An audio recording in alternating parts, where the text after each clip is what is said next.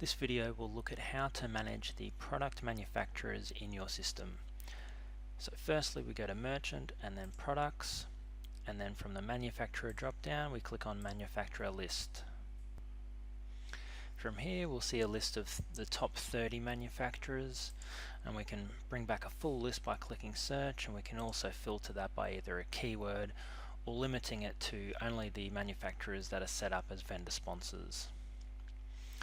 To edit an existing manufacturer, we can click the green tick icon.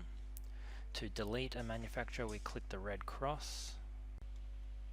To reassign products from one manufacturer to another, you click this icon, and there is a separate video which discusses this in further detail. And to manage the permissions for a specific manufacturer, you click the yellow padlock here. To create a new manufacturer, we click Create on the right hand side. So firstly we give the new manufacturer a name.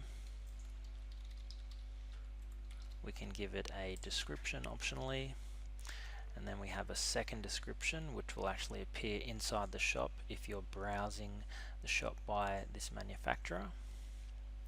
We can set a banner logo which will sit at the top of the page when you're viewing this manufacturer in the shop, and we can also set a thumbnail logo which will show up on other pages that list all of the different manufacturers.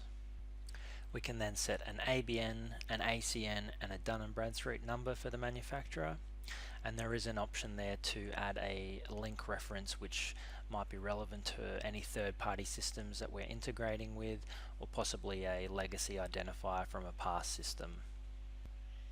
We can then mark the manufacturer as either active or inactive by toggling this checkbox. And the next checkbox allows us to define whether a manufacturer is a vendor sponsor or not. So our page layouts have a section which will display a list of any sponsors, and those can display the thumbnail logo as well as link to a third-party website.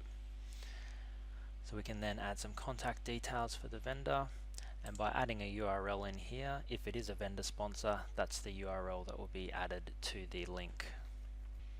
Once we're happy with the details that we've entered, we click Save to create the new manufacturer.